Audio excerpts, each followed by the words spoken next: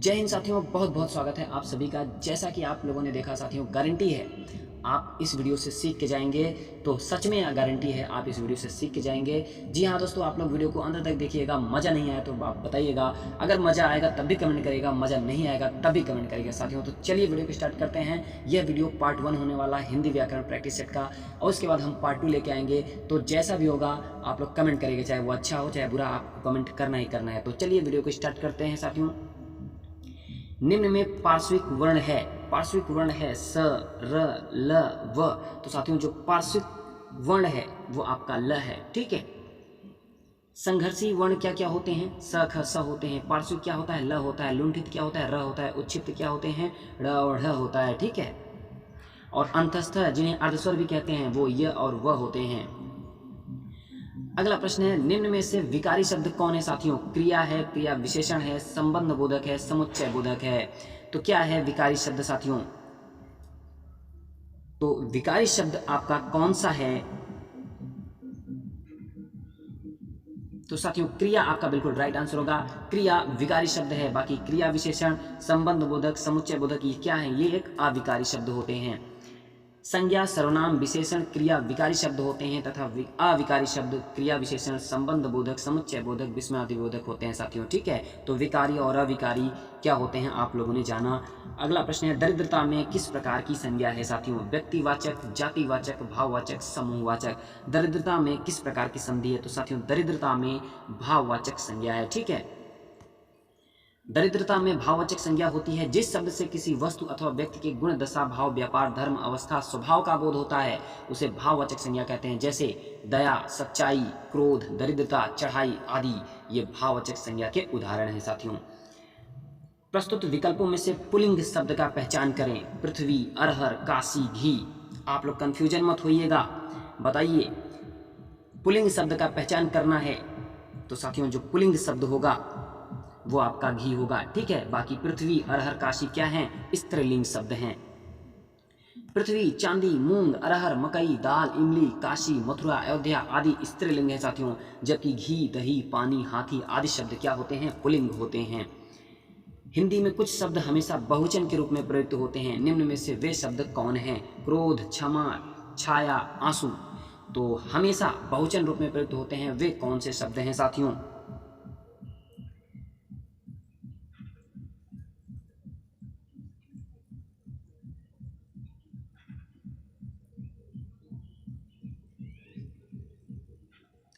तो साथियों सदा बहुवचन में जो प्रयोग होने वाले शब्द हैं वो क्या है? आंसू। आंसू आपका सदा बहुवचन में प्रयुक्त होने वाला शब्द है, ठीक है। बाकी सदा एक वचन में प्रयुक्त होने वाले शब्द हैं।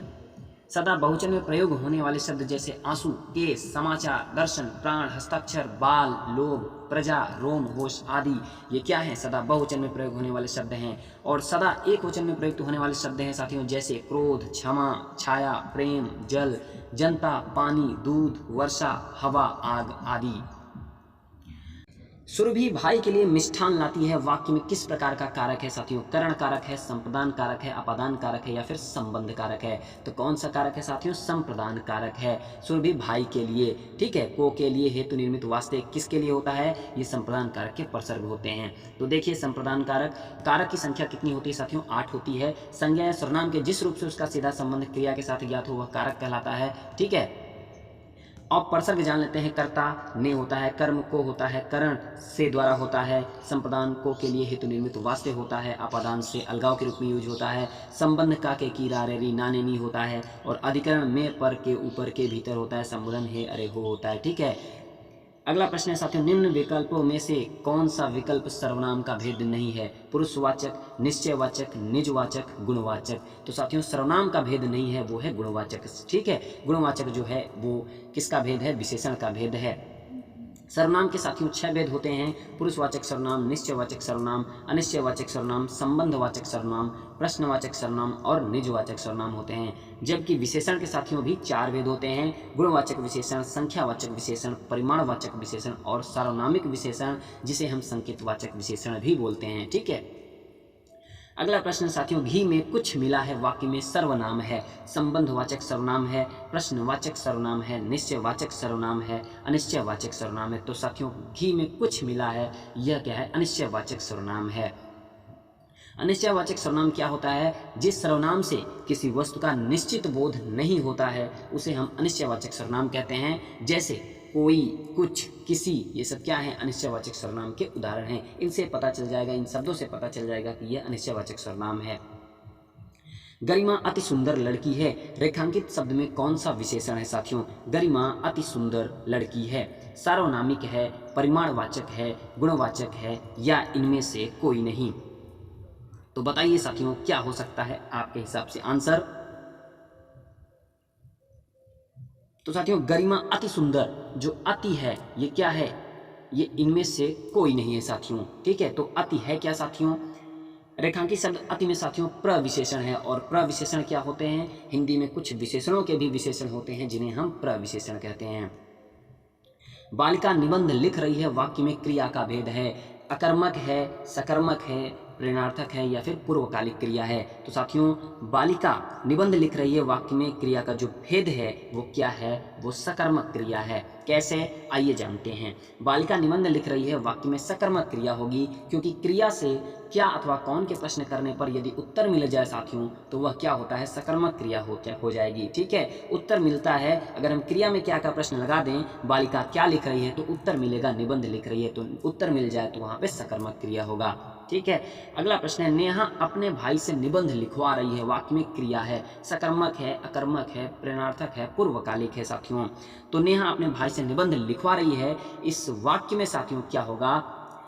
प्रेरणार्थक क्रिया होगा, क्योंकि वो जब किसी के द्वारा क्रिया को करवाया जाता है तो वहां पर प्रेरणार्थक क्रिया होगा साथियों। ठीक है, प्रेरणार्थक क्रिया क्या होती है? जिस क्रिया से यह पता चले कि कर्ता स्वयं कार्य न करके किसी दूसरे को कार्य करने के लिए प्रेरित करता है तो वह प्रेरणार्थक क्रिया कहलाती है साथियों। ठीक है, क्योंकि नेहा स्वयं कार्य न करके अपने भाई से काम को करवा रही है तो यहाँ पे प्रेरणार्थक क्रिया होगा। अगला प्रश्न है, सुकन्या पढ़कर सोती है, वाक्य में कैसी क्रिया है? सुकन्या पढ़कर सोती है, सकर्मक है, अकर्मक है, पूर्वकालिक है, प्रेरणार्थक क्रिया है। तो साथियों सुकन्या पढ़कर सोती है, पहले पढ़ती है फिर सोती है, तो यहाँ पे पूर्वकालिक क्रिया होगा साथियों। ठीक है, यदि किसी क्रिया से पूर्व यदि कोई दूसरी क्रिया प्रयुक्त हो तो वह पूर्वकालिक क्रिया कहलाती है। जैसे मैं अभी सोकर उठा हूँ, मैं अभी सोकर उठा हूँ। ठीक है, तो यहाँ पे पूर्वकालिक हो जाएगा साथियों। निम्न में से क्रिया विशेषण के भेद नहीं हैं, कालवाचक, स्थानवाचक, परिमाणवाचक और गुणवाचक है। क्रिया विशेषण का भेद नहीं है साथियों, तो वो है गुणवाचक। ठीक है, गुणवाचक किसका विशेषण किसका भेद है साथियों? तो यह जो है विशेषण का भेद होता है। ठीक है, बाकी कालवाचक, स्थानवाचक, परिमाणवाचक ये क्रिया विशेषण के भेद होते हैं। क्रिया विशेषण के 4 भेद होते हैं, कालवाचक क्रिया विशेषण, स्थानवाचक क्रिया विशेषण, परिमाणवाचक क्रिया विशेषण, रीतिवाचक क्रिया विशेषण।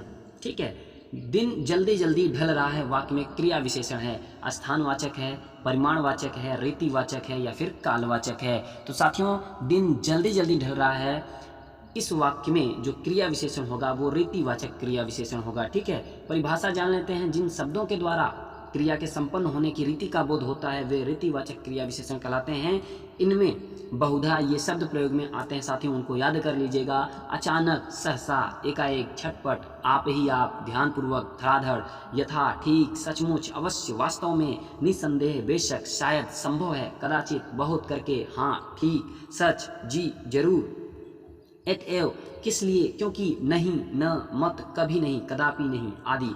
ये सारे शब्द जो हैं वो रीतिवाचक क्रिया विशेषण के उदाहरण हैं। ठीक है, उसने पूजा की है, वाक्य में किस प्रकार का काल है साथियों? सामान्य भूत है, पूर्ण भूत है, आसन्न भूत है, या फिर सामान्य वर्तमान काल है? तो उसने पूजा की है साथियों, इसमें आसन्न भूत है।